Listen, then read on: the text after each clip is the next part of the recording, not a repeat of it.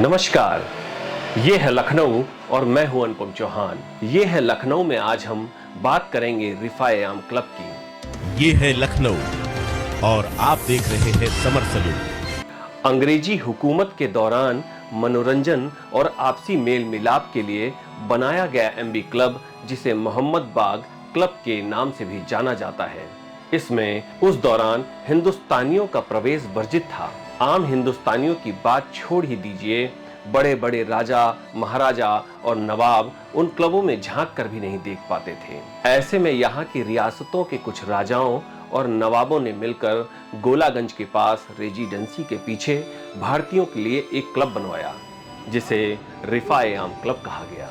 इसका मतलब है खुशी या समृद्धि।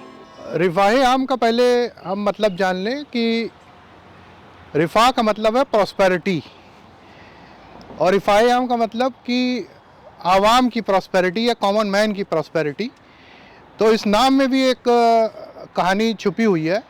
सन 1860 के आसपास इस क्लब की स्थापना हुई और वो इसलिए हुई क्योंकि उस ज़माने में जो क्लब थे अच्छे अच्छे, वहाँ केवल अंग्रेज़ जा सकते थे और हिंदुस्तानियों और कॉमन आदमी को वहाँ जाना अलाउड नहीं था। तो कुछ नवाब के वंशजों और ताल्लुकादार्स ने इस क्लब की स्थापना की। ये क्लब ही नहीं था केवल, लेकिन भारत की राजनीति में इसने एक बहुत महत्वपूर्ण रोल अदा किया।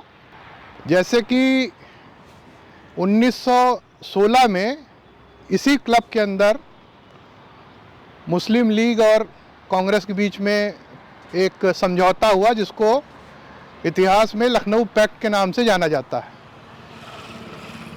और इसके अलावा मुस्लिम लीग की यहाँ पर मीटिंग्स हुआ करती थी और ताल्लुकेदार्स और लखनऊ के जो बड़े लोग थे उनकी फंक्शंस या मीटिंग्स यहाँ पे हुआ करती थी। राजा महमूदाबाद की प्रॉपर्टी पर बने रिफा-ए-आम क्लब को बने हुए तकरीबन 150 साल बीत चुके हैं। कभी खुशी और समृद्धि का प्रतीक रहे रिफा-ए-आम क्लब की हालत आज बेहद जर्जर हो चुकी है। लेकिन कभी यहाँ राजाओं की शाही सवारी और बग्घियों की कतारें लगा करती थीं। रिफा-ए-आम क्लब की केयरटेकर सुषमा पांडे बताती हैं, इस क्लब को बनाने में तब 14 राजाओं ने योगदान दिया था। यहाँ बिलियर्ड्स, प्लेइंग कार्ड्स और बैडमिंटन जैसे खेल हुआ करते थे। यहाँ राजाओं और नवाबों के खानदान से जुड़े लोगों के अलावा उनके अंग्रेज मित्र भी आते थे। 1936 में एक प्रोग्रेसिव राइटर्स मूवमेंट यहाँ पर चालू हुआ, जिसमें मुंशी प्रेमचंद जी ने अध्यक्षता की और इस क्लब को जो है बड़े बड़े इस मूवमेंट को बड़े बड़े राइटर्स जो कि यूरोप वगैरह में जा चुके थे, वो वहाँ की जो उस समय फ़िलासफ़ी थी उससे अफेक्टेड होकर पेरिस में कुछ क्लब बने थे। उसी के आधार पे उन्होंने इसको यहाँ पर बनाया। तो इसके बनाने में लखनऊ के 2 बड़े राइटर्स को श्रेय जाता है और वो थे सैयद सज्जाद ज़हीर और अहमद अली साहब। ये आगे चल के पाकिस्तान चले गए, लेकिन इन्होंने एक बहुत अच्छे संगठन की नींव रखी और वो हमारे स्वतंत्रता संग्राम में एक बहुत अहम उसने रोल निभाया और बहुत बड़े बड़े राइटर्स जो कि वामपंथी फ़िलासफ़ी से भी जुड़े हुए थे और कुछ उसमें कम्युनिस्ट भी थे, वो इसमें पूरी तरीके से इन्वॉल्व थे।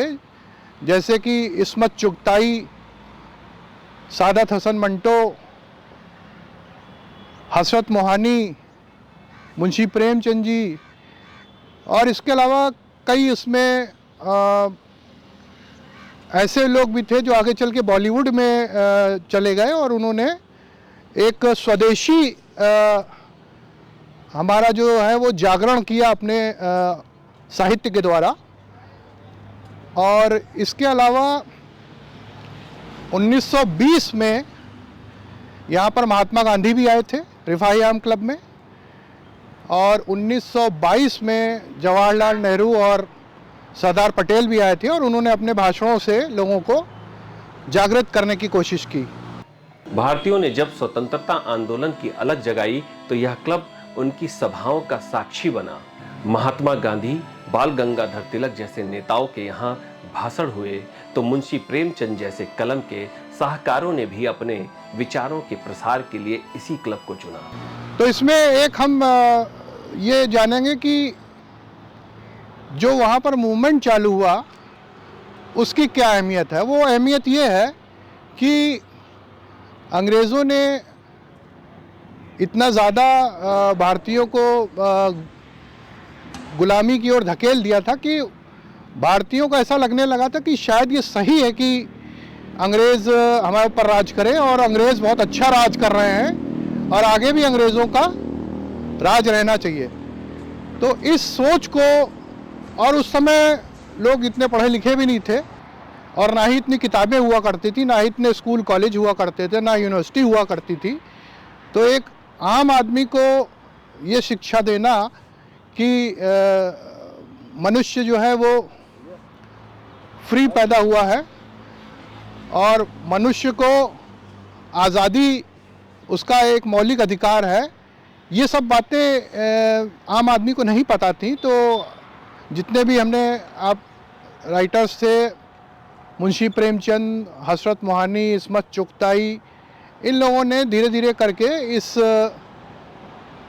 संदेश को आवाम तक पहुंचाया कि नहीं, ये विदेशी जो लोग हमारे ऊपर राज कर रहे हैं ये गलत है, और हर देश को हक है कि उसके ऊपर उसी के धरती पे पैदा हुए लोग, उसी के नेता राज करें।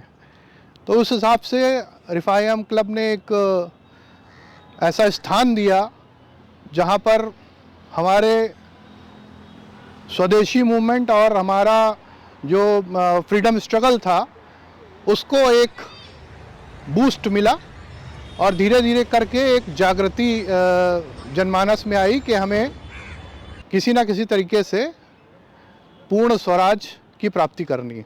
लखनऊ में ऐसी कई ऐतिहासिक धरोहरें हैं जिसे संजोए जाने की बेहद ज़रूरत है। उनमें से एक सिटी स्टेशन के पास बना रिफाई आम क्लब भी है। तो दोस्तों, आपको यह जानकारी कैसी लगी हमें कमेंट्स करके ज़रूर बताएं। मिलते हैं फिर एक नई जानकारी के साथ। देखते रहिए ये है लखनऊ। नमस्कार, आदाब।